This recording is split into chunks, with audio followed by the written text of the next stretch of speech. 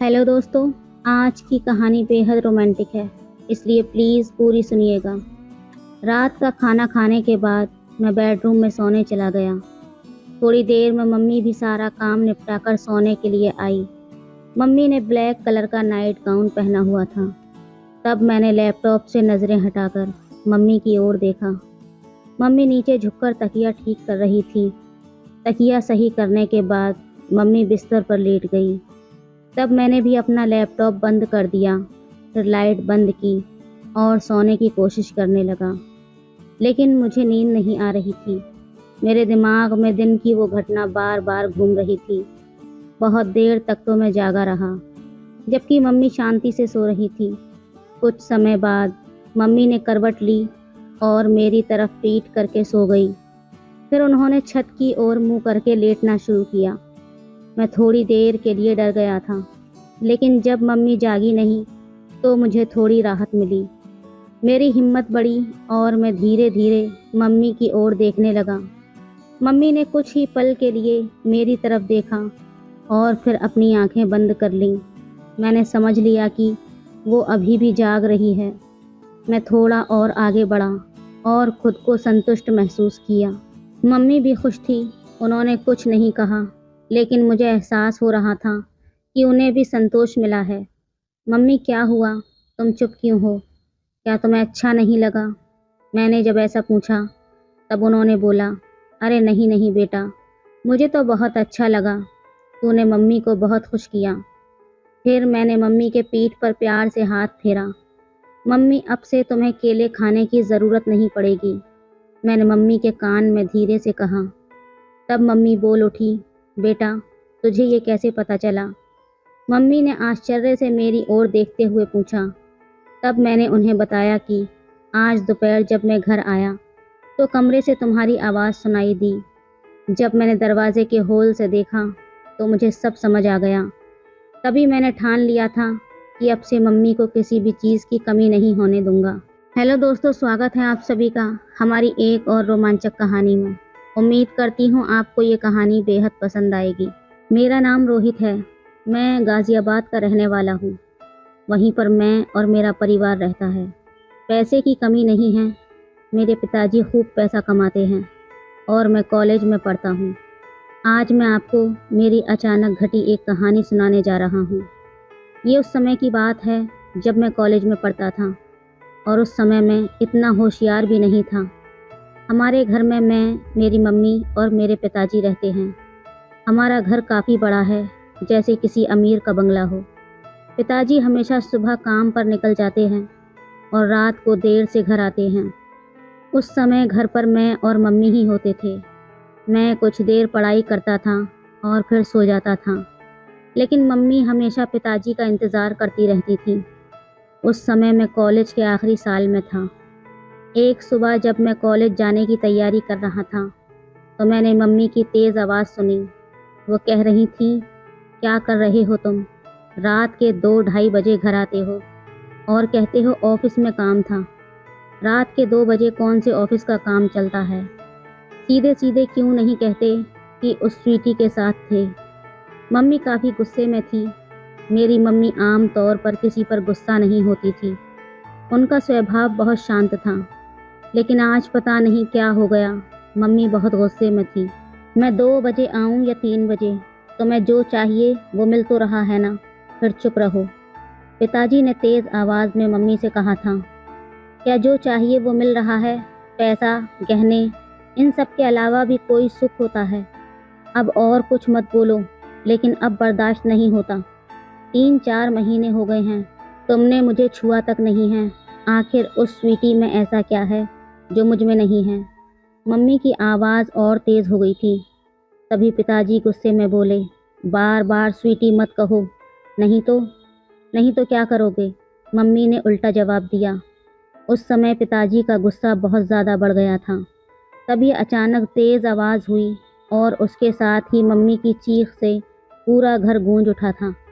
मैं तुरंत अपने कमरे से भागकर उनके बेडरूम की ओर गया। जो दृश्य मैंने देखा उसे देखकर तो मैं सन्न रह गया।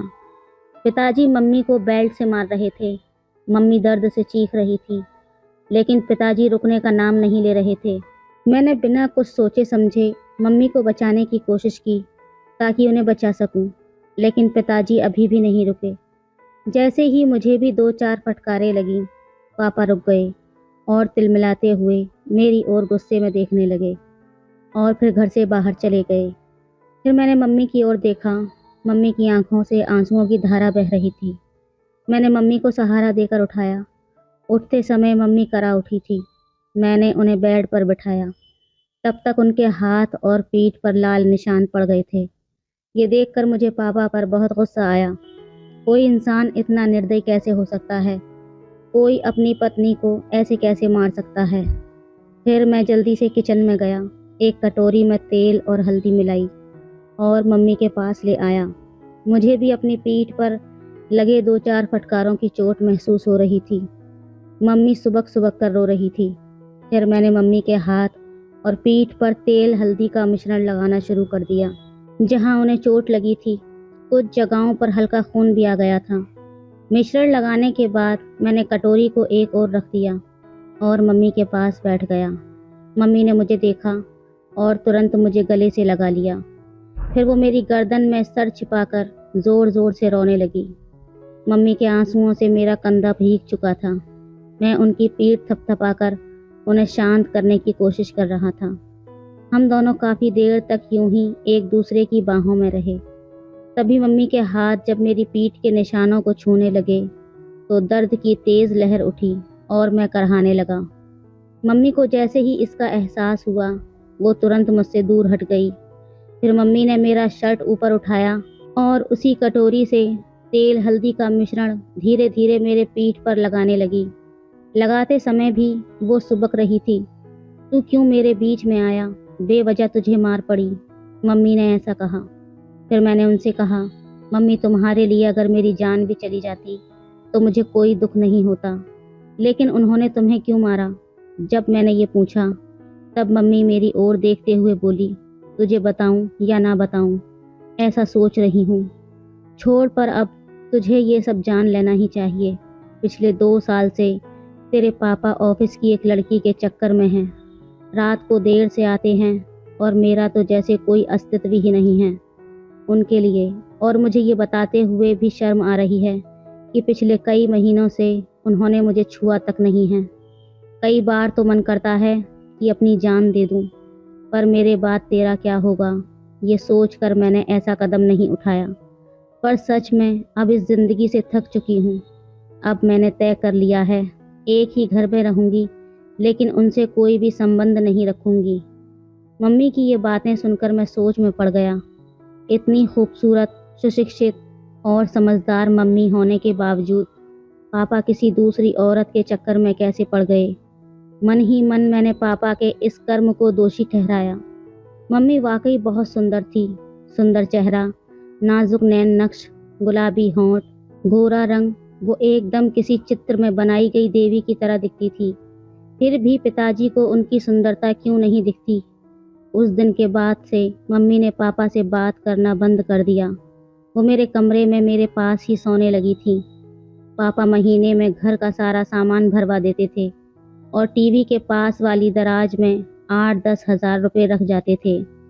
अब तो पापा घर पर खाना भी नहीं खाते थे। वो उस औरत के घर से ही खाकर आते थे और कभी कभी घर आते भी नहीं थे। धीरे धीरे ऐसे ही 2 साल और बीत गए। तब मैं कॉलेज की पढ़ाई पूरी कर चुका था और एक आईटी कंपनी में काम करने लगा था। और अब मैं 25 साल का हो गया था। रोज़ का व्यायाम और अच्छा खान पान करने की वजह से मेरी सेहत भी अच्छी हो गई थी।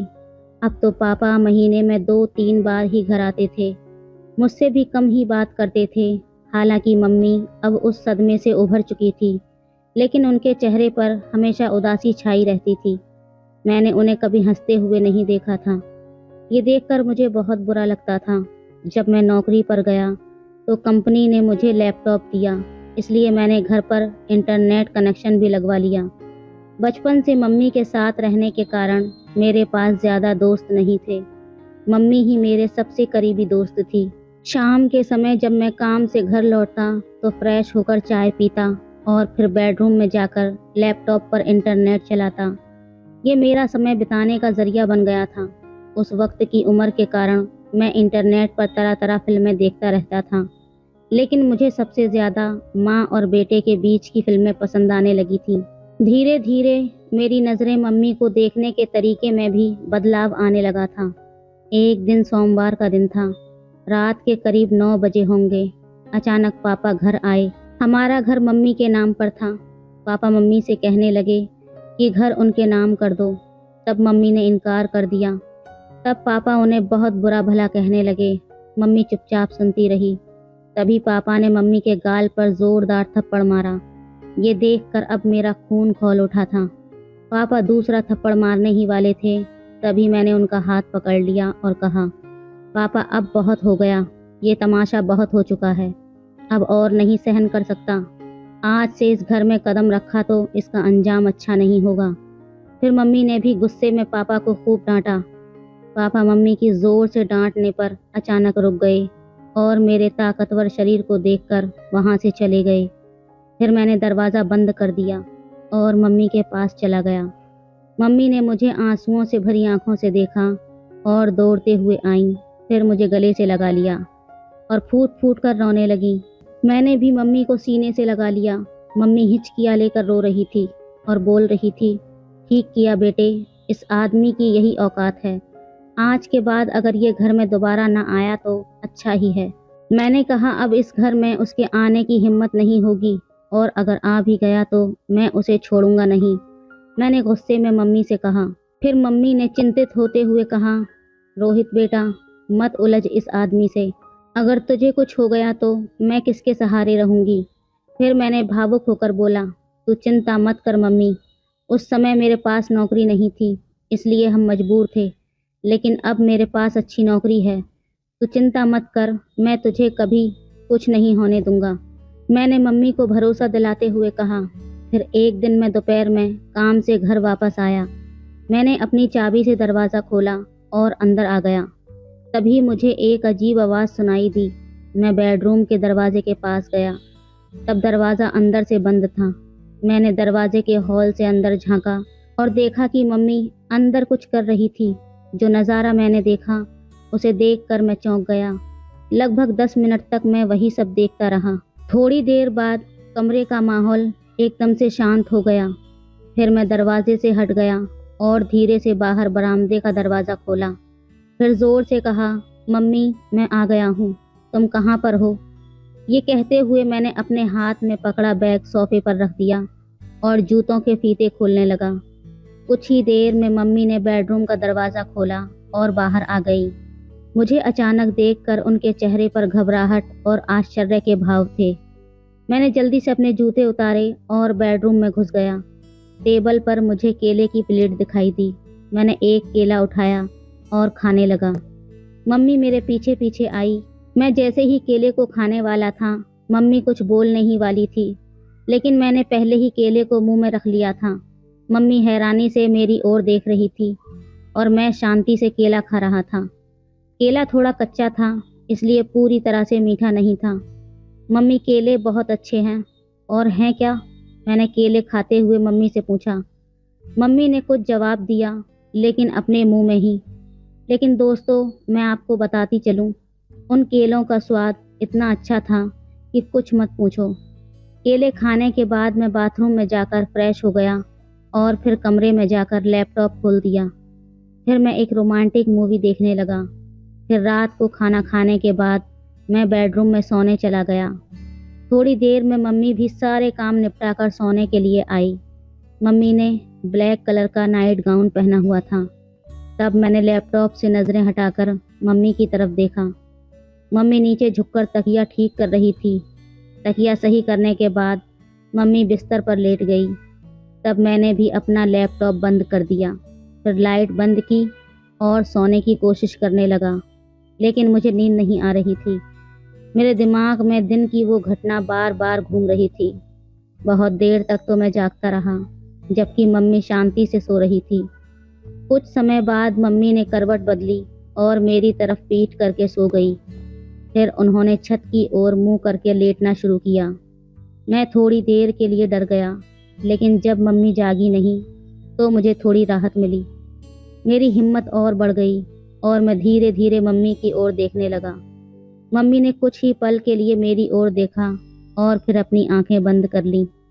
मैंने समझ लिया कि वो अभी भी जाग रही है। मैं थोड़ा और आगे बढ़ा और खुद को संतुष्ट महसूस किया। मम्मी भी खुश थी, उन्होंने कुछ नहीं कहा, लेकिन मुझे एहसास हो रहा था कि उन्हें भी संतोष मिला है। मम्मी क्या हुआ, तुम चुप क्यों हो? क्या तुम्हें अच्छा नहीं लगा? मैंने जब ऐसा पूछा तब उन्होंने कहा, नहीं नहीं बेटा, मुझे तो बहुत अच्छा लगा। तूने मम्मी को बहुत खुश किया। फिर मैंने मम्मी से बड़े प्यार से कहा, मम्मी अब से तुम्हें केले खाने की ज़रूरत नहीं पड़ेगी। मैंने मम्मी के कान में धीरे से कहा था। तब मम्मी बोल उठी, बेटा तुझे ये कैसे पता चला? मम्मी ने आश्चर्य से मेरी ओर देखते हुए पूछा। तब मैंने उन्हें बताया कि आज दोपहर जब मैं घर आया तो कमरे से तुम्हारी आवाज़ सुनाई दी। जब मैंने दरवाजे के हॉल से देखा तो मुझे सब समझ में आ गया। तभी मैंने ठान लिया था कि अब से मम्मी को किसी भी चीज़ की कमी नहीं होने दूंगा। रोहित मेरे राजा, तू कितना प्यारा है, अपनी मम्मी से कितना प्यार करता है। मम्मी ने भावुक होकर कहा। हाँ मम्मी, अब से तुम्हें मैं किसी भी चीज़ की कमी नहीं होने दूंगा। मैंने ऐसा कहा। अब पापा भी हमें सताने नहीं आएंगे और अब वो दोबारा इस घर में कदम नहीं रखेंगे, इसलिए तुम अब चिंता मत करना। अब हम दोनों माँ बेटे खुशी खुशी रहेंगे। उस दिन हम दोनों ने सुख और शांति का आनंद लिया और फिर आराम से सो गए। अगली सुबह मम्मी ने सारे काम निपटाए और मुझे उठाने आई। मैंने जल्दी से तैयार होकर चाय पी और हम दोनों गपशप करने लगे। तभी हमने देखा कि पापा अचानक से आकर हमारे सामने खड़े हो गए। तब मम्मी ने पापा से पूछा, अब क्या चाहिए तुम्हें? एक बार कह दिया कि हम ये घर नहीं देंगे तो फिर क्यों आए हो? पापा ने जवाब दिया, मुझे अब घर नहीं चाहिए, मैं बस यही बताने आया हूँ कि मैं अब दूसरी शादी करने जा रहा हूँ, तो मुझे तुमसे तलाक चाहिए। फिर मम्मी ने मेरी ओर देखा और पूछा, तुम्हारा क्या कहना है? मैंने कहा, मम्मी जो तुम्हें सही लगे वो करो, मैं तुम्हें किसी भी चीज़ की कमी नहीं होने दूंगा, मेरा भरोसा करो। मम्मी ने फिर पापा को तलाक के लिए हाँ कह दिया। दोपहर को मम्मी और पापा दोनों ऑफिस गए और अपने बाकी कानूनी काम निपटा कर लौटे। उसके बाद से पापा हमें कभी दिखाई नहीं दिए और हमने भी उन्हें कभी ढूंढने की कोशिश नहीं की।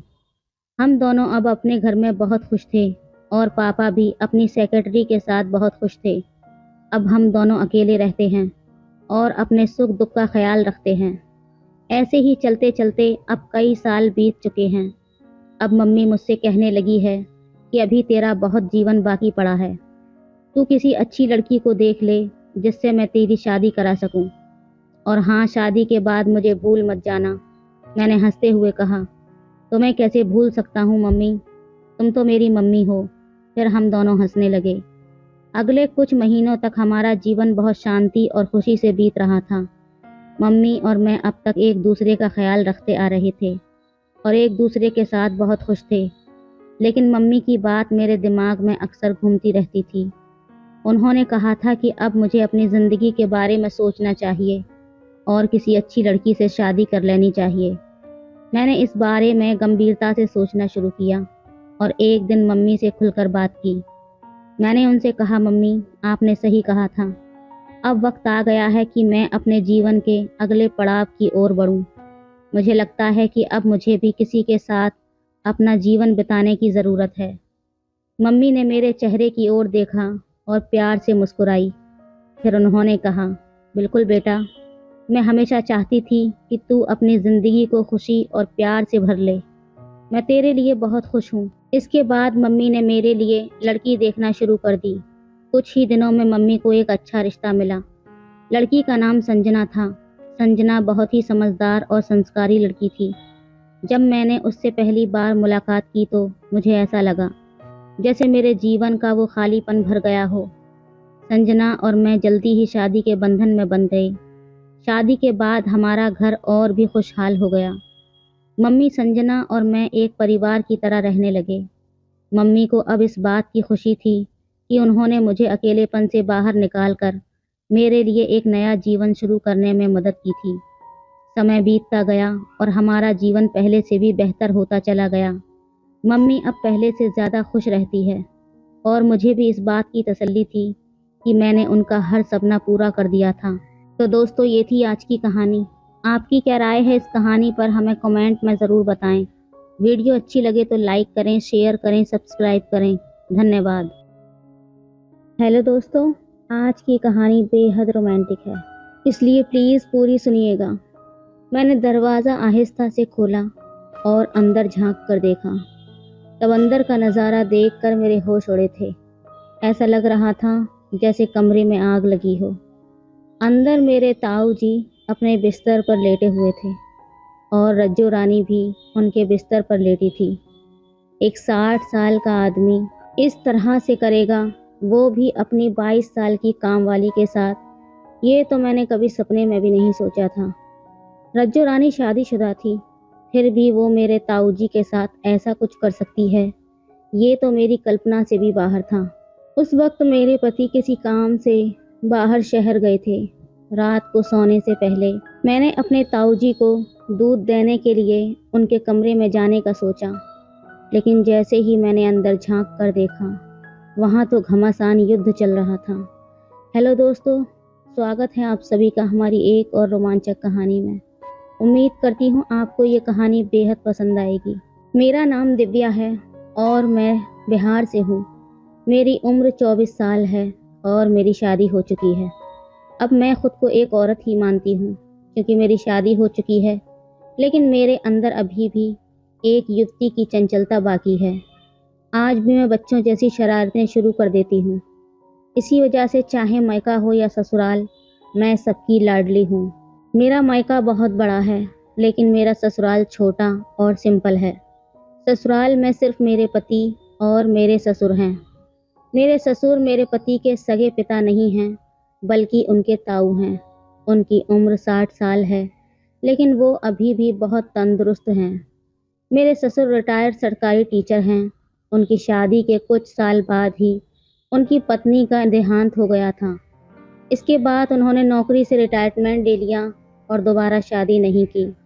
उनके तो बच्चे भी नहीं हैं, इसलिए वे हमेशा अकेले ही रहे। उनका खर्च अब उनकी पेंशन और थोड़ी बहुत खेती की आमदनी से चलता है। ताऊ जी का जीवन बहुत नियमित है। वो सुबह शाम सैर करते हैं, दिन में टीवी देखते हैं या किताबें पढ़ते हैं। मेरे अपने सास ससुर अब दुनिया में नहीं हैं। मेरी शादी से पहले ही मेरी सास की मृत्यु हो चुकी थी और शादी के 1 साल बाद ससुर जी भी स्वर्ग सुधार गए। इसके बाद मेरे बड़े ससुर जी यानी कि मेरे पति के ताऊ जी हमारे साथ ही रहने लगे थे। मेरे ताऊ ससुर जी अपनी सेहत का बेहद ख्याल रखते थे। उनके बाल और मूछें भले ही आधे सफ़ेद हो गए हों, लेकिन वे अभी भी आकर्षक लगते हैं। मैंने कभी भी लड़कों से दोस्ती नहीं की थी। कॉलेज में भी मेरी इतनी सख्ती थी कि कोई लड़का मुझसे बात करने की हिम्मत नहीं कर पाता था। मेरी सहेलियों के बॉयफ्रेंड थे, उनके रोमांटिक किस्से सुनकर ही मैं खुश हो जाती थी। जब वो अपने बॉयफ्रेंड के बारे में बातें करती तो मैं चुपचाप सुनती रहती और मन ही मन सोचती कि काश ऐसा कुछ मेरे साथ भी हो। जैसे जैसे मैं बड़ी होती गई, मेरा रूप और भी ज़्यादा निखरता चला गया। मेरा शरीर भी बदलने लगा था और मैं दिखने में बेहद सुंदर लगने लगी थी। कई लड़कों ने मुझसे दोस्ती करने की कोशिश भी की थी, लेकिन मैंने किसी को हाँ नहीं की। शादी से पहले मुझे रोमांस का कोई ज़्यादा अनुभव नहीं था।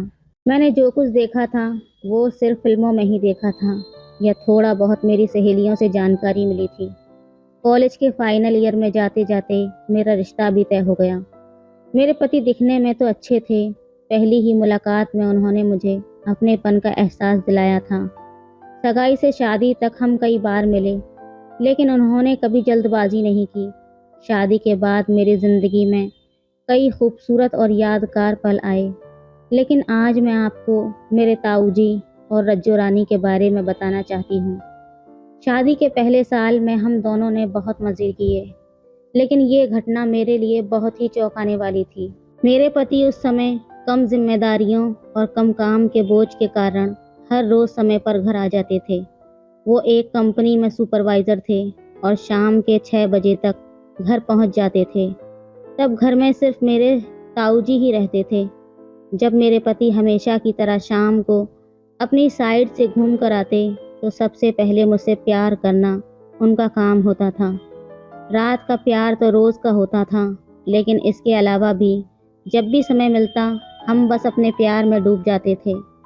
20 साल तक मेरे दिल में जो इच्छाएं दबी हुई थीं, उन्हें शादी से पहले कभी बाहर आने का मौका नहीं मिला था। लेकिन शादी के बाद वो सारी इच्छाएं धीरे धीरे बाहर आने लगी थीं और मेरे पति ने उन्हें शांत करने के लिए पूरे दिल से प्रयास किया था। शादी के बाद मेरा शरीर और भी ज़्यादा भर गया था। जब भी मैं आईने में खुद को देखा करती थी तो मुझे अपना नया रूप और भी ज़्यादा हसीन लगता था।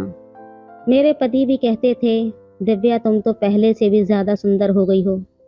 लगभग हर दिन वो मुझसे प्यार जताते और धीरे धीरे मुझे इसकी आदत होने लगी थी। दिन में जब भी मैं घर पर अकेली होती तो कई बार मेरे मन में इच्छाएं उठने लगती थीं, लेकिन मैं खुद को काबू में रखने की पूरी कोशिश करती थी। इसके कारण मैंने मोबाइल पर अलग अलग तरह की फिल्में देखनी शुरू कर दी, ताकि अकेलेपन में भी मैं अपने मन को संभाल सकूं। जो काम मुझे शादी से पहले स्कूल या कॉलेज में करना चाहिए था, वो सब मैं शादी के बाद करने लगी थी। शाम को जब मेरे पति घर आते तो उनसे ज़्यादा उत्सुक मैं रहती थी। मेरी इस उत्सुकता को देखकर वो कहते थे, क्या हुआ, तुम तो हमेशा ही तैयार रहती हो। तब मैं हंसकर कहती थी, शादी से पहले कोई नहीं मिला। 22 साल तक इस आग में जलती रही हूँ। अगर आपने इसे शांत नहीं किया तो कौन करेगा। अब ज़्यादा बातें मत बनाओ और जल्दी से आ जाओ। रात को जब हम एक साथ होते थे तो मैं कभी अपने पति को किसी ख़ास इच्छा के लिए कुछ कहने का मौका नहीं देती थी। उनकी हर बात को उनसे पहले ही समझकर पूरा कर देती थी। शादी के लगभग 1 साल बाद मेरे पति का प्रमोशन हो गया और वो अब मैनेजर के पद पर थे। इसके चलते उनका घर लौटने का कोई समय नहीं रहा था। सुबह 9 बजे से वो घर से निकलते और रात को 10-11 बजे तक ही घर लौटते थे। तब मुझे ऐसा लगता कि मेरे सारे सपने अधूरे रह गए हैं। शाम को मैं तैयार होकर बैठी रहती और तभी उनका फ़ोन आ जाता, आज देर हो जाएगी। ये सुनकर तो मैं तड़प उठती थी। कई बार तो मुझे अकेले ही खाना खाना पड़ता था। फिर भी मैंने खुद को संभाला, क्योंकि उस समय मैंने अपने पति के अलावा किसी और आदमी के बारे में सोचा भी नहीं था। लेकिन कभी कभी मेरे मन में विचार आता कि पड़ोस के भाई साहब भी काफ़ी सुंदर और स्मार्ट हैं। लेकिन मैं जानती थी कि अगर मैंने ऐसा कुछ किया तो पूरे मोहल्ले में मेरी बदनामी हो जाएगी। इसलिए मैंने खुद को काबू में रखा था। दिन में कई बार मैं भाई साहब के घर जाती, क्योंकि उनकी पत्नी मेरी अच्छी सहेली बन गई थी। भाई साहब अक्सर अपने बिजनेस के काम से बाहर रहते थे। मैं सुबह घर का नाश्ता तैयार करती, फिर अपने ताऊजी को नाश्ता देकर फिर भाई साहब के घर जाती। वहाँ 2-3 घंटे बातें करके लौट आती और फिर दोपहर का खाना बनाती।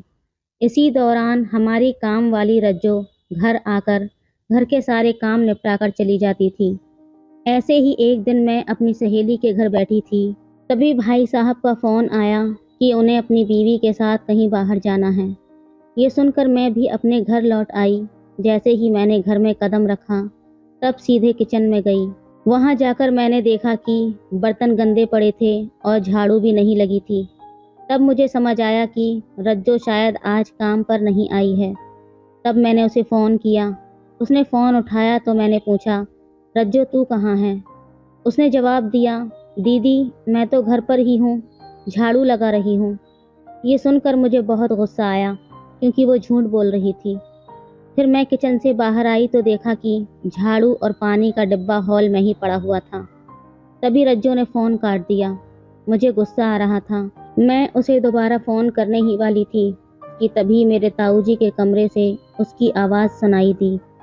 मैंने सोचा अगर रज्जो बाहर नहीं है तो वो ताऊजी के कमरे में क्या कर रही है। मैं धीरे धीरे ताऊजी के कमरे के दरवाजे के पास गई। दरवाज़ा अंदर से बंद नहीं था। मैंने दरवाजे से कान लगाकर सुनना शुरू कर दिया। तब मुझे अंदर से दोनों के हंसने की आवाज़ सुनाई दी। इससे पहले भी ताऊजी किसी से बात करते हुए दिखे थे, लेकिन आज उनकी हंसी कुछ अलग थी। मैंने धीरे धीरे दरवाज़ा हल्का सा खोला और अंदर झांक कर देखा। तब अंदर का नज़ारा देखकर तो मेरे होश उड़ गए थे। कमरे में तो मानो जैसे आग लगी हुई थी। तब मेरे ताऊ जी अपने बिस्तर पर लेटे हुए थे और रज्जो भी उनके साथ बिस्तर पर मौजूद थी। उन दोनों की हालत देखकर तो मेरे पैरों तले ज़मीन खिसकी थी। मैं कमरे के बाहर खड़ी रहकर बस दादा पोती जैसे उम्र के लोगों का खेल देख रही थी। मैं खुद हमेशा प्यार की भूखी रहती थी। ऐसे में ये कैसे हो सकता था कि जो कुछ मैं देख रही थी उसका मुझ पर कोई असर ना पड़े। मैं ताऊ जी को देख रही थी। इस उम्र में भी उनमें कितनी ऊर्जा थी। वो एकदम किसी जवान व्यक्ति की तरह व्यवहार कर रहे थे। उन्हें और रज्जो को ऐसी हालत में देखकर मैं खुद को काबू में न रख पाई और रज्जो की जगह खुद को सोचने लगी। लेकिन मैं ऐसा कुछ करने की हिम्मत नहीं कर सकती थी। सच कहूँ तो मैंने पड़ोस के भाई साहब से अपने ताऊ जी के बारे में कुछ बातें सुनी थी, लेकिन ताऊ जी ने कभी मुझ पर बुरी नज़र नहीं डाली या मेरे साथ कोई गलत व्यवहार नहीं किया था। इसलिए मुझे कभी यकीन नहीं हुआ कि मेरे ताऊ जी किसी गलत तरह के इंसान हैं। मैं खुद से सोचने लगी कि मेरे ताऊ जी अकेले रहते हैं तो शायद भाई साहब ने उनके बारे में कोई अंदाज़ा लगाया होगा। लेकिन अब मेरी आंखों के सामने सब कुछ साफ हो गया था। एक 60 साल का आदमी ऐसी हरकत कर सकता है, वो भी 22 साल की काम वाली के साथ। रज्जो भले ही शादीशुदा थी, लेकिन वो दिखने में साफ सुथरी नहीं थी और हमेशा अस्त व्यस्त रहती थी। फिर ताऊ जी ने उसे क्यों चुना? मैं कितनी सुंदर हूँ, फिर ताऊ जी ने मुझे उस नज़र से क्यों नहीं देखा? ये सोच सोच कर मैं आग बबूला हो रही थी और खामोशी के साथ अपने कमरे में आ गई और सोच में पड़ गई। तब कमरे से हल्की हल्की आवाज़ें आ रही थीं और मैं अपने बिस्तर पर बैठकर कल्पनाओं में खोने लगी थी। ताऊ जी और रज्जो के शांत होने से पहले ही मैं अपनी ही कल्पनाओं में डूब गई। फिर धीरे धीरे मैं बिस्तर पर बैठकर टीवी देखने लगी। करीब आधा घंटे बाद रज्जो ताऊ जी के कमरे से बाहर आई और सफाई करने लगी। जब वो मेरे कमरे में आई और मुझे बिस्तर पर बैठा देखा तो वो घबरा गई। उसने घबराते हुए पूछा, मैडम जी आप यहाँ? तब मैंने उसको जवाब दिया, तो क्या मुझे अपने घर में नहीं होना चाहिए? उसने कहा, आप तो पड़ोस में गई थी ना? मैंने कहा, हाँ गई थी, लेकिन वापस नहीं आती तो तुम्हारी करतूत का मुझे कैसे पता चलता? ये सुनकर वो डर गई और आधा अधूरा काम छोड़कर तुरंत रफू चक्कर हो गई। उसके जाने के बाद मैंने खुद घर की सफाई की।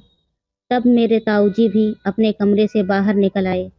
दोपहर में मैंने ही उन्हें खाना दिया था, लेकिन हमारे बीच कोई बातचीत नहीं हुई। दिन में जो भी देखा था वही दृश्य रात को मेरे सपनों में आने लगा। अचानक मेरी नींद खुल गई और मैं ताऊ जी के साथ अपने रिश्ते के बारे में सोचने लगी। सोचते सोचते मैं खुद पर काबू खोने लगी थी। तब मैंने अपने पति को उठाने की कोशिश की, लेकिन वो नहीं उठे। 1 घंटे पहले ही वो थक कर सो गए थे। जब वो नहीं उठे तो मैंने खुद को जैसे तैसे करके शांत किया और वापस से सो गई। अगले दिन मैंने तय कर लिया था कि कुछ भी हो, मुझे रज्जो की जगह लेनी ही है। कुछ भी करके मैं ताऊ जी से इस बारे में बात ज़रूर करूँगी। लेकिन ये बात कैसे करूँ, क्योंकि हमारे बीच कभी कोई ऐसी बात या ऐसा व्यवहार हुआ ही नहीं था। उधर ताऊ जी ने खुद को मुझसे कुछ दूरी पर रखना शुरू कर दिया था। जब बातचीत ही न हो तो बातचीत शुरू कैसे की जाए? लेकिन ये ज़रूर महसूस हुआ कि अब रज्जो पहले से ज़्यादा बेफिक्र हो गई थी। जिस दिन वो शलवार सूट पहन कर आती, उस दिन वो अक्सर बिना दुपट्टा लिए ही ताऊ जी के कमरे में सफाई करने जाती। वो सबसे ज़्यादा समय उसी कमरे की सफाई में लगाती थी और मैं अपने कमरे में बैठी आग बगोला रहती। धीरे धीरे ऐसा होने लगा कि मेरे ताऊ जी भी अब थोड़ा खुलकर व्यवहार करने लगे थे। जब वो कमरे में सफाई करने जाती तो मेरे ताऊ जी अंदर से दरवाज़ा बंद कर लेते। तब अंदर से उनकी आवाज़ें बाहर तक आती। अंदर क्या हो रहा था, ये सोचते ही मेरा मन गुस्से से भर जाता था, क्योंकि ये सब आवाज़ें सुनकर मैं तड़पने लगती थी। लेकिन मैं खुद को कब तक रोक पाती। आखिरकार मैं अपना पूरा ध्यान खुद पर लगाना शुरू कर दिया था। मैं अपना पहनावा भी बदल चुकी थी। कुछ नए डिज़ाइन के कपड़े पहनने शुरू कर दिए, जो मेरी खूबसूरती को और भी ज़्यादा निखारते थे। जब तक वो घर में रहती, मैं अपने कमरे में रहती, लेकिन उसके जाने के बाद मैं ताऊ जी के सामने जाती और ऐसा व्यवहार करती कि उन्हें मेरी बात समझ में आ जाए। अब मैंने घर में लंबे कुर्ते छोड़कर शर्ट और ट्राउज़र पहनना शुरू कर दिया था। कभी कभी मैं जीन्स और स्कर्ट भी पहन लेती थी। अब मेरी मेहनत रंग लाने लगी थी, क्योंकि मैंने नोटिस किया था कि अब ताऊ जी मुझे देखने लगे थे। सुबह उठने के बाद मैं ताऊ जी को चाय देने जाती तो अब उन्हें ये समझ में आने लगा था कि मैं क्या कर रही हूँ और क्यों कर रही हूँ। इसी वजह से अब वो मुझसे ज़्यादा खुलकर बात करने लगे थे। दोपहर के खाने के बाद हम अक्सर साथ बैठकर इधर उधर की बातें करते थे। एक दिन उन्होंने अपनी ज़िंदगी के बारे में सब कुछ बताया। मैंने उनसे पूछा, ताऊ जी आपने दूसरी शादी क्यों नहीं की?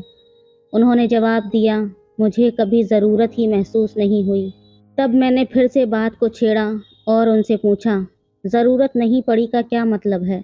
तब उनको समझ में आ गया कि मैं क्या कहना चाह रही हूँ। तब वो बोले, मैं मानता हूँ कभी कभी ज़रूरत महसूस हुई थी। तब मैंने हंसते हुए कहा, जैसे कि रज्जो के साथ। ये शब्द सुनते ही वो हंस पड़े और बोले, इसका मतलब तुम्हें सब पता है? मैंने कहा, हाँ सब पता है मुझे, लेकिन इसमें कोई बुराई नहीं है। आपको भी तो किसी का सहारा चाहिए था। इसके बाद हम दोनों खुलकर हंसने लगे। अब सब कुछ साफ हो गया था। उसके बाद जब भी रज्जो उनके कमरे में जाती तो पहले की तरह दरवाज़ा बंद नहीं होता था, बस थोड़ा बहुत बात होती थी। अब ताऊ जी और रज्जो मेरे साथ भी खुलकर बात करने लगे थे। मैं भी रज्जो से मजाक करती कि हो गया तेरा काम। तब वो हंसकर कहती, हाँ दीदी हो गया। तब सब कुछ ठीक चल रहा था, लेकिन ताऊ जी अब भी मुझसे थोड़ा फासला बनाए रखे हुए थे। मैं हमेशा यही सोचती रहती थी, आखिर मेरी बारी कब आएगी। मैं रोज़ नई नई तरकीबों से उनके करीब जाने की कोशिश करती। एक दिन मैं चाय लेकर उनके कमरे में गई।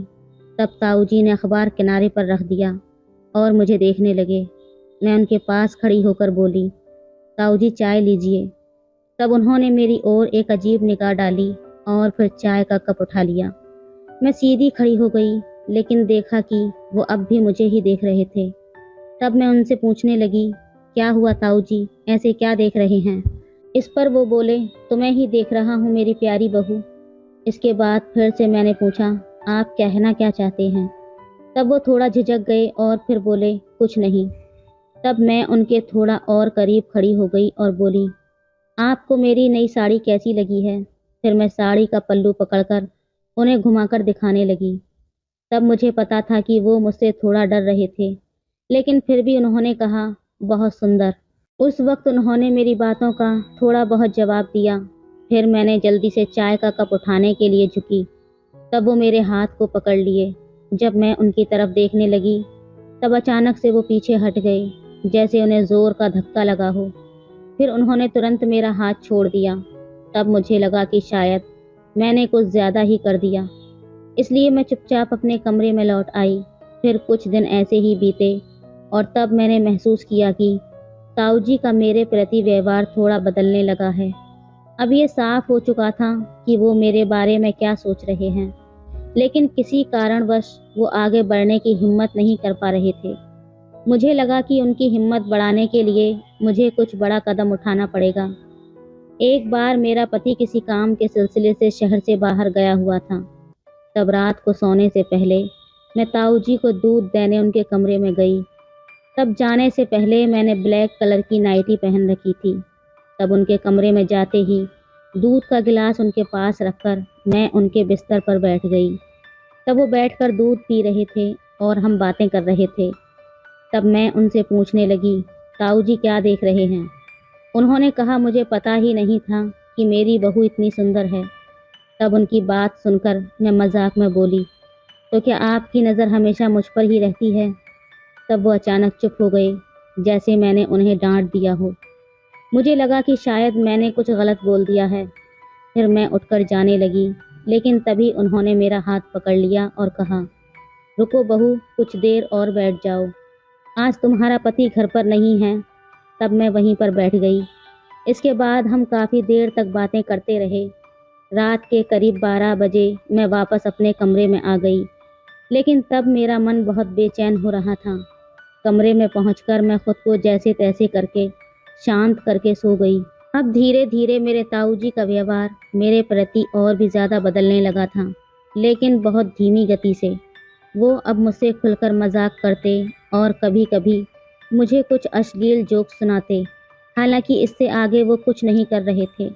दोपहर के वक्त ताऊ जी अक्सर हॉल में बैठकर अखबार पढ़ते या हिंदी की कुछ किताबें पढ़ते रहते थे। हॉल से मेरे कमरे का दरवाज़ा साफ दिखाई देता था।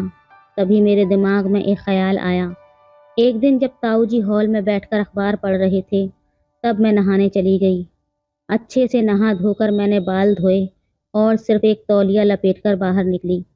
फिर मैं सीधे ड्रेसिंग टेबल के सामने जाकर तैयार होने लगी। तब मेरा ध्यान बाहर की ओर था और मैंने देखा कि ताऊ जी अखबार के पीछे से चोरी छुपे मुझे ही देख रहे थे। तब मैंने अपनी अलमारी से एक ब्लैक कलर की साड़ी निकाली, जो कि मेरे पति ने हमारी पहली सालगिरह पर मुझे गिफ्ट की थी। उस साड़ी के साथ एक सुंदर ब्लैक ब्लाउज भी था।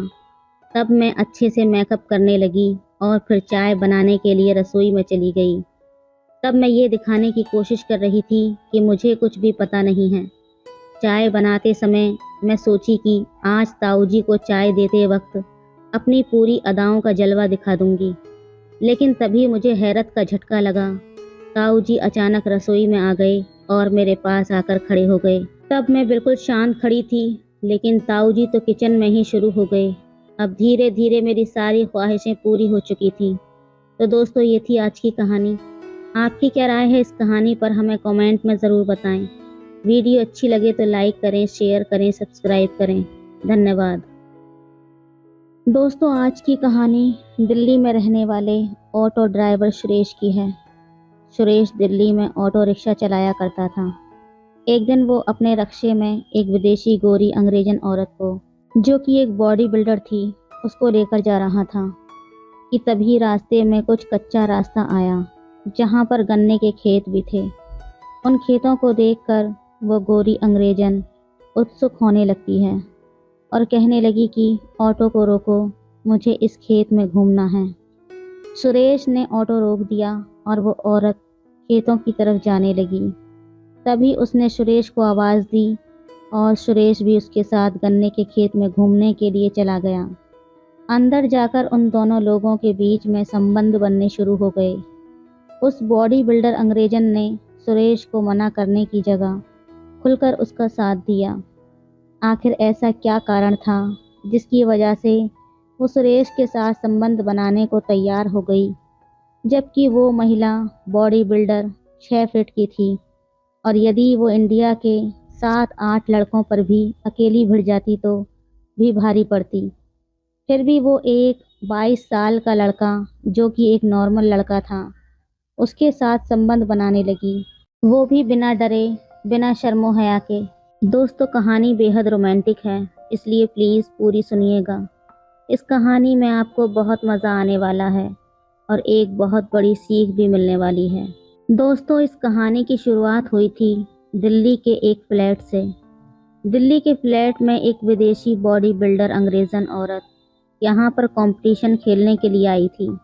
आपने देखा ही होगा कि जिस तरह पुरुषों की बॉडी बिल्डिंग की प्रतियोगिता होती है, उसी प्रकार महिलाओं की भी प्रतियोगिता होती है। ये बॉडी बिल्डर महिला काफ़ी अच्छी बॉडी वाली महिला थी, इसलिए ये यहाँ पर प्रतियोगिता खेलने आई थी। यहाँ पर इसे 1 महीना रुकना था, इसलिए इसने होटल न लेकर एक फ्लैट किराए पर ले लिया था। ये महिला हर रोज़ सुबह अपने फ्लैट से जिम जाया करती थी। आने जाने के लिए इसने ऑटो लगाया हुआ था। एक दिन सुबह जिस ऑटो को उसने लगा रखा था वो नहीं आया, लेकिन प्रतियोगिता नज़दीक आ रही थी तो इसे जिम जाना ज़रूरी था। इसलिए ये फ्लैट से बाहर निकली और सड़क पर आकर खड़ी हो गई। इतनी लंबी चौड़ी महिला पहलवान को आते जाते हर कोई देख रहा था, क्योंकि ये भारतीय औरतों से काफ़ी अलग थी।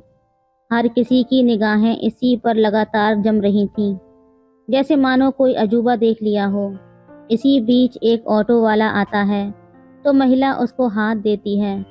इशारा देखकर ऑटो रुक जाता है और वो ऑटो वाला पूछने लगता है कि मैडम कहाँ जाना है। अब इन दोनों की भाषा अलग थी, इसलिए समझने में थोड़ी दिक्कत हो रही थी। ये ऑटो वाला कोई और नहीं बल्कि सुरेश ही था। तब उस औरत ने इशारे से बताया कि यहीं पास में उसे जाना है। सुरेश ऑटो चलाता रहा और वो रिक्शा में पीछे बैठे बैठे रास्ता बताती रही। सुरेश ने उसको ले जाकर जिम पर छोड़ दिया तो वो सुरेश को पैसे देने लगी। तभी सुरेश हाथ जोड़कर कहने लगा कि आप हमारे यहाँ मेहमान हैं, मैं आपसे पैसे नहीं ले सकता। वो औरत समझ नहीं पाई। उसने तुरंत अपना मोबाइल निकाला और गूगल पर सुरेश के बोले हुए शब्दों को टाइप किया। तुरंत उसका ट्रांसलेट उसके सामने आ गया। फिर वो समझ गई कि सुरेश के कहने का मतलब क्या है। सुरेश की इस बात से वो काफ़ी खुश हो गई और सुरेश को ज़बरदस्ती पैसे देने लगी।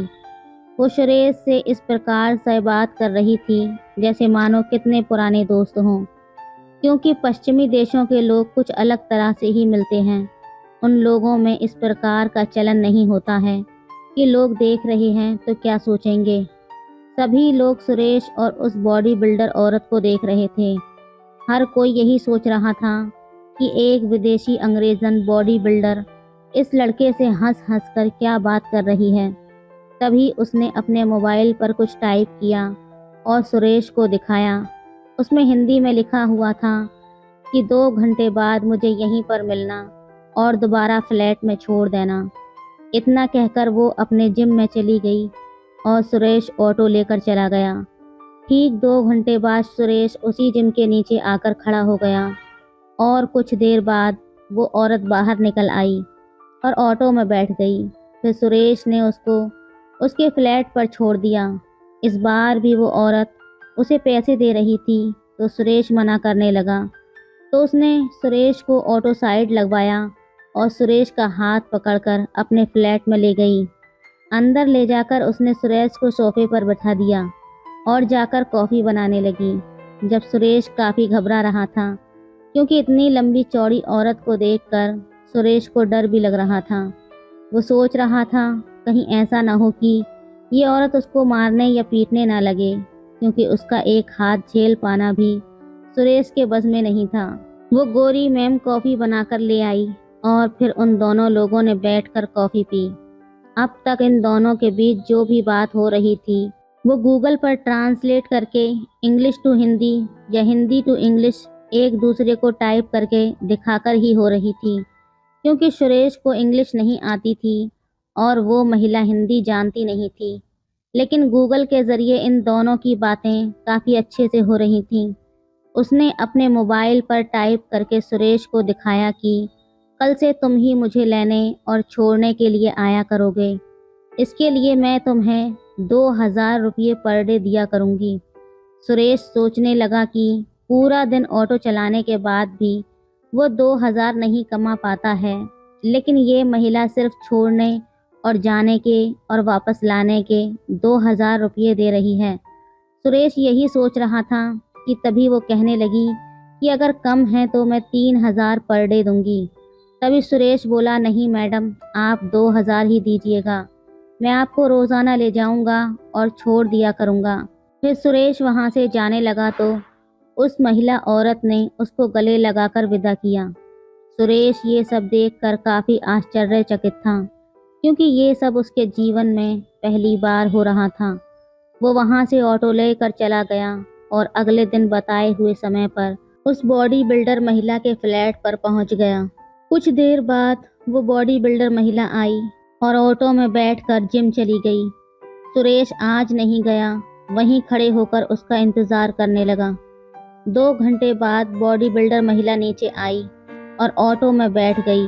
वो पसीने में भीगी हुई थी, इसलिए कपड़े चिपक गए थे। उसे देखकर सुरेश उत्सुक होने लगा था, लेकिन वो बहुत तगड़ी और मस्कुलर बॉडी वाली थी, इसलिए सुरेश ने नज़रें हटा लीं, लेकिन शीशे में लगातार देख रहा था। सुरेश ने तेज़ी से ऑटो चलाकर उसे उसके फ्लैट पर पहुंचाया। तभी उसने सुरेश से अंदर आने का इशारा किया। सुरेश उसके साथ अंदर चला गया और सोफे पर बैठ गया। सुरेश को अंदर जाते हुए पड़ोस के ही फ्लैट में रहने वाले 4-5 लड़कों ने देख लिया था। इधर वो महिला सुरेश से बैठने को कहकर नहाने चली गई। कुछ देर बाद उसने टॉवल की आवाज़ लगाई। सुरेश घर में अकेला था, तो वो इधर उधर देखने लगा, लेकिन घर में कोई नहीं था। तो वो खुद तौलिया लेकर पहुंच गया और बाहर से बोला, मैडम टॉवल ले लो। उसने हल्का सा गेट खोलकर हाथ बाहर निकालकर तौलिया लिया और गेट बंद कर लिया। उसके बाद वो वहां से चला गया और जाने के बाद सोफे पर बैठ गया। कुछ देर बाद वो बॉडी बिल्डर महिला ऐसे वस्त्र पहनकर उसके सामने आ गई जिसे देखकर सुरेश खुद से नियंत्रण खोने लगा था और मैडम से कहने लगा कि अब मैं चलता हूँ। तभी मैडम उससे कहने लगी कि कुछ देर बैठ जाओ। फिर सुरेश ने उसका नाम पूछा तो उसने अपना नाम अलीज़ा बताया। अब अलीज़ा और सुरेश के बीच बातें होने लगी थीं। फिर सुरेश उससे बॉडी बिल्डिंग की कुछ बातें पूछने लगा। ये सब बातें टाइपिंग के द्वारा ही चल रही थीं। धीरे धीरे दिन गुजरते गए। अब 15वां दिन आ चुका था। अलीज़ा और सुरेश की काफ़ी गहरी दोस्ती हो चुकी थी। ये बात पड़ोस में रहने वाले उन 4-5 लड़कों को भी बहुत ज़्यादा खल रही थी। एक दिन सुरेश अलीज़ा को छोड़कर घर से बाहर निकला ही था कि तभी उन चारों लड़कों ने सुरेश को पकड़ लिया और उसके साथ मारपीट करने लगे।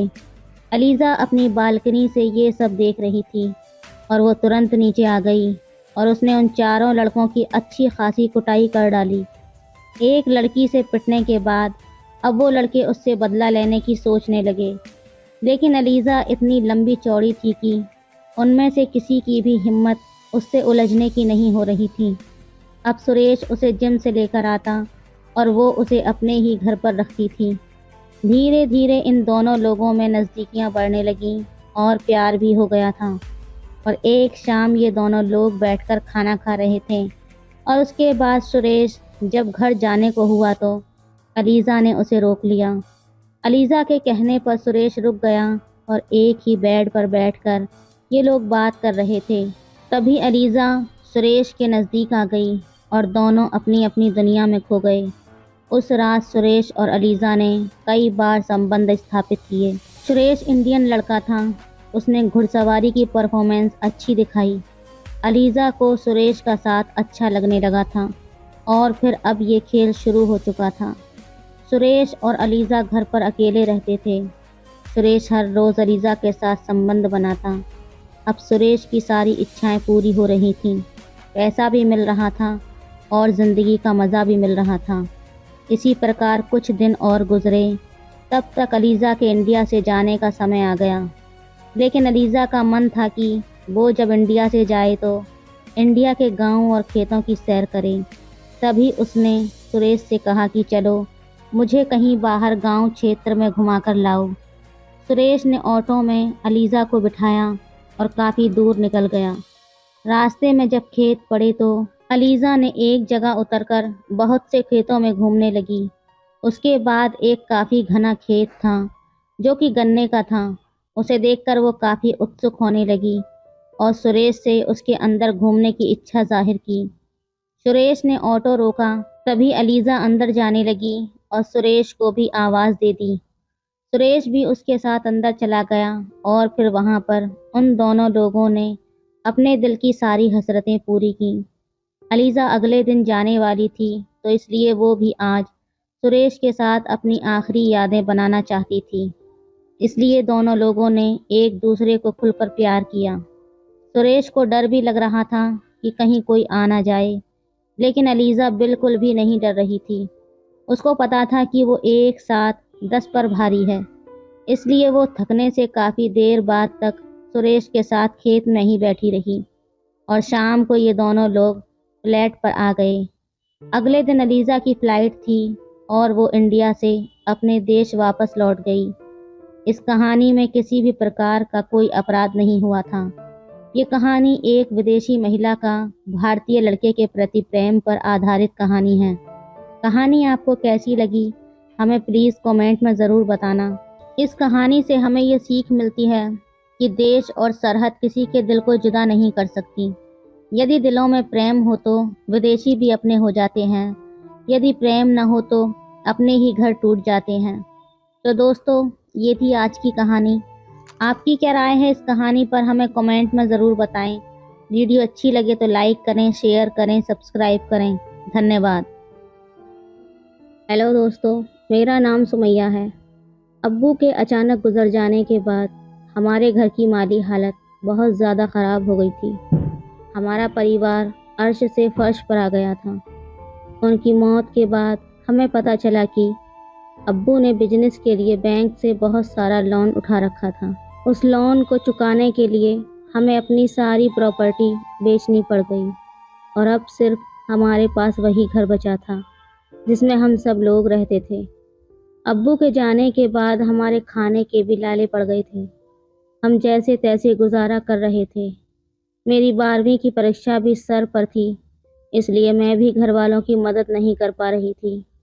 पैसे की तंगी से छुटकारा पाने के लिए अम्मी ने सोचा कि क्यों ना ऊपर वाले फ्लोर को किराए पर दे दिया जाए। किराया आएगा तो कम से कम घर का खर्चा तो चलेगा। अब्बू के समय में हमारे पास सब कुछ हुआ करता था और अब हालात ऐसे हो गए हैं कि हम एक एक पैसे को मोहताज हो गए हैं। हम किराएदार की तलाश कर रहे थे और जल्द ही हमें किराएदार मिल भी गया। वो किराएदार एक जवान, खूबसूरत और हट्टा कट्टा मर्द था। उसका नाम जिहान था और वो मेरे ही कॉलेज में एक नए टीचर लगे थे। उन्हें कॉलेज से पता चल गया था कि सुमैया के घर वालों को एक किराएदार की ज़रूरत है। उन्हें घर आते ही हमारे हालातों के बारे में पता चल गया था। एक दिन उन्होंने मेरी अम्मी से कहा, सुमैया के बोर्ड की परीक्षा नज़दीक आ रही है और जहाँ तक मैंने देखा है वो किसी के पास ट्यूशन भी पढ़ने नहीं जाती है, फिर उसकी तैयारी कैसे हो पाएगी। अम्मी ने कहा, जिहान बेटा, तुम तो देख ही रहे हो कि हमारे घर के हालात कैसे हैं। इसकी ट्यूशन फीस भरने के लिए मेरे पास पैसे नहीं हैं। जिहान सर बोले, आप उस बात की फ़िक्र ना कीजिए, आप सुमैया को मेरे पास भेज दीजिएगा, मैं उसको पढ़ा दूंगा और ट्यूशन फीस भी नहीं लूँगा। जिहान की ये बात सुन के मेरी अम्मी को तो जैसे तिनके का सहारा मिल गया था। अम्मी ने कहा, शुक्रिया बेटा, मैं आज से ही सुमैया को तुम्हारे पास पढ़ने के लिए भेज दिया करूँगी। मैं उसी शाम से उनके पास पढ़ने के लिए जाने लगी थी। कुछ दिन तो सब ठीक ठाक रहा, वो मुझे बहुत मन लगाकर पढ़ा रहे थे, पर 1 महीने बाद कुछ ऐसा हुआ जो मेरी समझ से बाहर था। मैं कॉलेज से वापस आते ही उनके पास पढ़ने के लिए चली जाती थी, लेकिन मैं जैसे ही अपनी किताब खोलती थी, किताब में से खुशबू आती जिसे सूंघ कर मैं बेहोश हो जाती। जब मुझे होश आता था तो मेरे कपड़े इधर उधर होते थे और मुझे दर्द बहुत ज़्यादा होता था। इस सब के बाद वो मुझे एक गिलास जूस देते थे जिसे पीकर मैं ठीक हो जाती थी। वो मुझसे कहते थे कि सुमैया, अपने खाने पीने का ध्यान रखा करो, तुम बहुत ज़्यादा कमज़ोर हो गई हो, इसलिए शायद तुम्हें चक्कर आ जाते हैं और तुम बेहोश हो जाती हो। और हाँ, ये बात अपनी अम्मी से मत कहना, नहीं तो वो बेवजह परेशान हो जाएंगी। वैसे भी तुम्हारी अम्मी अभी बहुत मुसीबत से गुज़र रही हैं, तुम उनकी परेशानी और मत बढ़ाना। मैं तुम्हें रोज़ एक गिलास जूस बनाकर दे दिया करूँगा, जिससे तुम बहुत जल्द ही ठीक हो जाओगी और तुम्हारी कमज़ोरी भी दूर हो जाएगी। काफ़ी दिनों तक तो ऐसे ही चलता रहा। मैं रोज़ उनके पास ट्यूशन पढ़ने जाती थी और किताब खोलते ही बेहोश हो जाती थी। जब मुझे होश आता था तो मेरे पूरे बदन में दर्द हो रहा होता था। अब मैं भी सबसे तंग आ चुकी थी। फिर एक दिन मैंने वहाँ रखी किताब खोली ही नहीं और बेहोश होने का नाटक करने लगी। उसके बाद जो मेरे साथ हुआ उसे सोच कर तो मेरी रूह आज भी कांप जाती है। उस वक्त मैं सिर्फ 18 साल की थी और 12वीं की कक्षा में पढ़ती थी। हम बहुत अमीर परिवार से थे। मेरे परिवार में मेरे अम्मी अब्बू और एक छोटा भाई था। हमारे पास किसी भी चीज़ की कमी नहीं थी और सब कुछ अच्छा चल रहा था। पर कहते हैं ना कि बुरा वक्त कभी बताकर नहीं आता। हमारी ज़िंदगी में भी बुरा वक्त आया और उस बुरे वक्त ने हमारे अब्बू को हमसे छीन लिया था। उनके जाने के बाद उनके पार्टनर ने धोखे से उनका सारा बिजनेस हड़प लिया और सारा बैंक लोन जो अब्बू के नाम से था वो भी नहीं चुकाया। समय से लोन न चुकाने पाने की वजह से बैंक वाले अब मेरी अम्मी को परेशान करने लगे थे। मेरी अम्मी जिससे भी मदद मांगने जाती थी वो उनका फ़ायदा उठाने की कोशिश करता था। यहाँ तक कि हमारे मामा मामी और चाचा चाची ने भी हमारी मदद करने से इनकार कर दिया था। बड़ी अम्मी ने तो हमारा फ़ोन उठाना भी बंद कर दिया था। और ना ही बड़े पापा को उठाने देती थी। ये सब वही लोग थे जो हमेशा मेरे अब्बू से मदद मांगने आते थे और मेरे अब्बू दिल खोल कर इन लोगों की मदद करते थे। पर हमारे मुश्किल वक्त में किसी ने हमारी मदद नहीं की। मेरे एक चाचा थे, उनकी उम्र ज़्यादा होने की वजह से शादी नहीं हो पाई थी। जब मेरी अम्मी उनसे मदद मांगने गईं, तब उन्होंने एक प्रस्ताव रखा कि अगर वो उनके साथ पति पत्नी वाला रिश्ता रखेंगी, तब वो अब्बू का सारा कर्जा चुका देंगे और उनके बच्चों का भी ख्याल रखेंगे। मेरी अम्मी को उनकी बातों से इतनी घिन आई कि वो फिर किसी के पास मदद के लिए नहीं गईं। अम्मी ने अब्बू के ऑफिस के अलावा सब कुछ बेच दिया था और सारा कर्जा चुका दिया और बचे हुए पैसों से एक छोटा सा घर खरीद लिया। अब हमारे पास बचत के नाम पर कुछ भी नहीं था। एक टाइम के खाने के बाद हमें ये भी पता नहीं होता था कि दोबारा खाना मिलेगा भी या नहीं। मेरा छोटा भाई बहुत ज़्यादा छोटा था।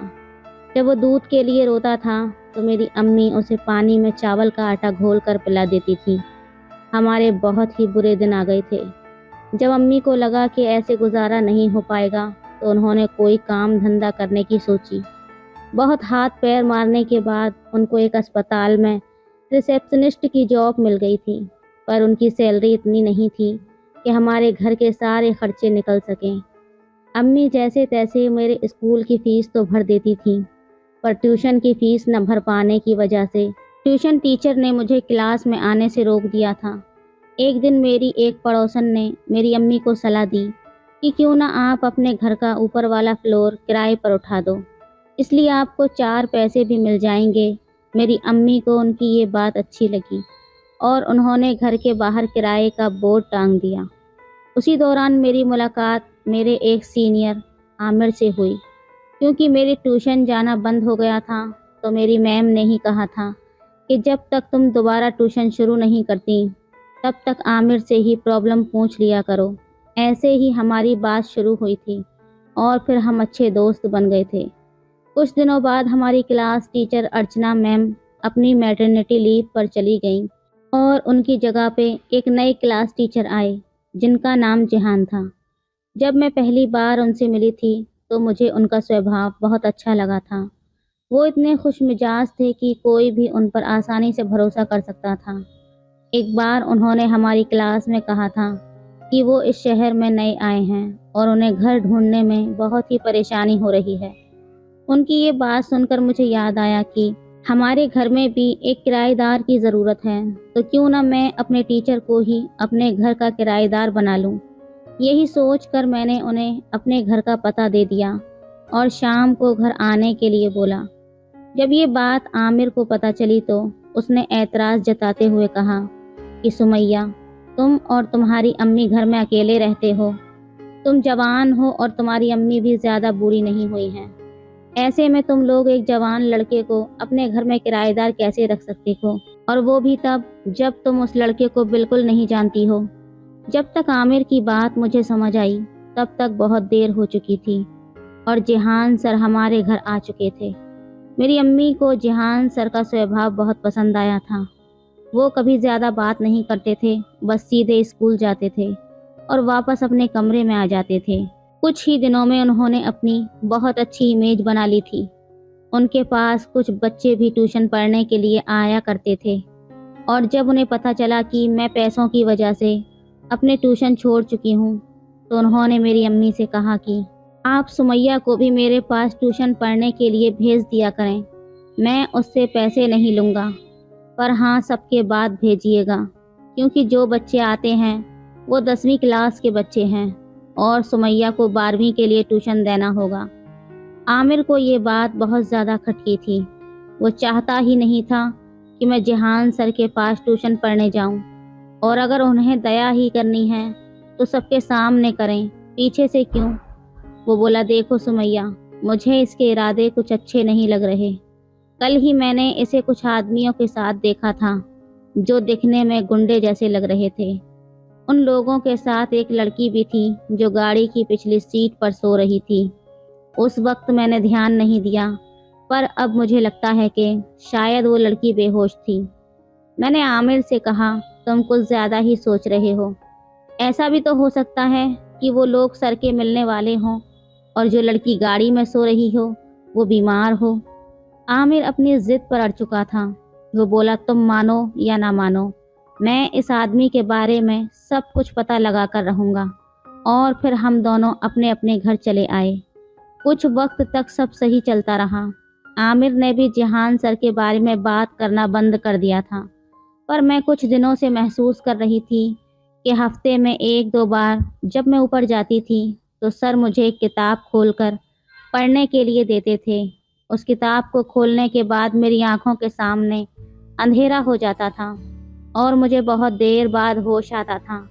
जब मुझे होश आता था तो मेरे सारे कपड़े इधर उधर होते थे और मेरे शरीर में एक अजीब किस्म का दर्द मालूम होता था। मेरे उठने के बाद सर मुझे एक गिलास जूस देते थे और कहते थे कि शायद तुम अपने खाने पीने पर ध्यान नहीं देती हो, इसलिए तुम कमज़ोर होती जा रही हो। वो जूस पीने के बाद मैं बहुत अच्छा महसूस करने लगती थी। सर जिहान मुझसे कहते थे कि ये आप अपनी अम्मी से मत कहना, नहीं तो वो बेवजह परेशान हो जाएंगी। वैसे भी तुम्हारी अम्मी अभी बहुत मुसीबतों से गुजर रही हैं, तुम उनकी परेशानी और मत बढ़ा देना। मैंने सर की बात मानकर अपनी अम्मी को कुछ भी नहीं बताया था, पर अब मुझसे ये सब सहन नहीं हो रहा था। मुझे अपने स्कूल से ज़्यादा सर के पास जाने की जल्दी रहती थी। मुझे पता था कि मेरे साथ कुछ गलत हो रहा है, पर मुझे उसके बाद जो सुकून मिलता था मैं उसके लिए तड़पने लगती थी। अब आमिर को भी मुझ में अजीब बदलाव महसूस हो रहे थे। एक दिन तो उसने सीधे ही पूछ लिया, क्या हो गया है सुमैया, तुम अचानक से बहुत ज़्यादा बदल गई हो। तुम्हारा मुझ पर ध्यान ही नहीं रहता है। क्या अब अपने नए सर को चाहने लगी हो? आमिर की बात मुझे लग गई थी और अब मैंने भी सोच लिया था कि चाहे जो भी हो जाए अब मैं जान कर रहूँगी कि आखिर मेरे साथ क्या हो रहा है। क्योंकि मैं जानती थी कि मैं सर को प्यार तो नहीं करती थी, पर फिर मुझे वहाँ जाने की इतनी जल्दी क्यों रहती है। कॉलेज ख़त्म होने के बाद मैं ट्यूशन के लिए गई और आज तो किस्मत ने भी मेरा साथ दे दिया। सर ने मुझे बुक खोलने के लिए दी और ख़ुद पानी लेने चले गए। मैंने किताब खोलने का नाटक किया और सर के आने से पहले बेहोश हो गई। पानी लेने के बाद सर वापस आए और मुझे बेहोश पड़ा देखकर खुश हो गए थे। उसके बाद वो मुझे उठाकर अपने बेडरूम में ले गए और मुझे अपने बेड पर लिटा दिया। उन्होंने जैसे ही मेरे कपड़ों की तरफ हाथ बढ़ाया, पीछे से एक आवाज़ आई, रुको, अब तुम्हारा खेल ख़त्म हो गया है। ये आवाज़ किसी और की नहीं बल्कि आमिर की थी, जो पुलिस के साथ खड़ा हुआ था। मौका पाकर मैं भी उठकर खड़ी हो गई और अपने कपड़े संभाल लिए। मैं भागकर आमिर के पीछे छिप गई। एक साथ सारे पुलिस वालों और मोहल्ले वालों को देखकर जिहान डर गया और खिड़की से भागने की कोशिश करने लगा, लेकिन तभी पुलिस ने उसे पकड़ लिया। बाद में पुलिस वालों ने हमें बताया कि ये कोई जिहान नहीं है बल्कि मुंबई का मशहूर डॉन है जो बी ग्रेड की फिल्में बनाता है और लड़कियों की तस्करी करता है। ये शहर में एक नया नाम और नया रूप लेकर जाता है, कभी डॉक्टर बनकर, कभी टीचर बनकर, और फिर ज़रूरतमंद लोगों की भलाई करने के नाम पर उनकी बच्चियों को किसी न किसी बहाने से अपने पास बुलाता है। ये उन बच्चियों को नशीली दवाइयाँ देकर बेहोश कर देता है और फिर उनके साथ गंदा काम करके उनकी फिल्म बनाकर बेचता है। और कभी कभी तो अच्छा ग्राहक मिलने पर पूरी की पूरी लड़की ही बेचकर भाग जाता है। ये हर शहर में एक नया क्राइम करता है और फिर वहाँ से भाग जाता है। इसने न जाने कितनी मासूमों की ज़िंदगी बर्बाद की है। मेरी अम्मी को जब जिहान की सच्चाई पता लगी तो वो रोने लग गई और बोली, अब मेरी बेटी से कौन निकाह करेगा, इसने मेरी बेटी की ज़िंदगी बर्बाद कर दी। अम्मी को रोते हुए देखकर आमिर आगे आया और मेरा हाथ थामकर अम्मी से बोला, आप चिंता न कीजिए, मैं कभी भी सुमैया को अकेला नहीं छोड़ूंगा। इसमें इसकी कोई गलती नहीं है, ये एक हादसा है जो किसी के साथ भी हो सकता है। मेरी अम्मी ने आमिर से पूछा, बेटा तुम्हें कैसे पता चला कि सुमैया ख़तरे में है? आमिर बोला, आंटी मुझे इस आदमी पर बहुत पहले से ही शक था और आज जब मैं सुमैया से मिलने स्कूल पहुंचा तो मैंने इसे उन्हें 3 लोगों के सामने हाथ जोड़कर गिड़गिड़ाते हुए देखा था। ये कह रहा था कि मैं कैसे भी करके आज डिलीवरी कर दूंगा और इसने इसी घर का एड्रेस भी दिया था। जब मैं तुरंत ही पुलिस स्टेशन पहुंच गया और पुलिस वालों को सब कुछ बता दिया। इस हादसे को हुए 6 साल हो चुके हैं और मेरी और आमिर की शादी भी हो चुकी है। मैं आमिर के साथ अपनी ज़िंदगी में बहुत खुश हूँ, लेकिन जब उस हादसे के बारे में सोचती हूँ तो मेरी रूह तक लरस जाती है। तो दोस्तों, ये थी आज की कहानी। आपकी क्या राय है इस कहानी पर, हमें कमेंट में ज़रूर बताएं। वीडियो अच्छी लगे तो लाइक करें, शेयर करें, सब्सक्राइब करें। धन्यवाद।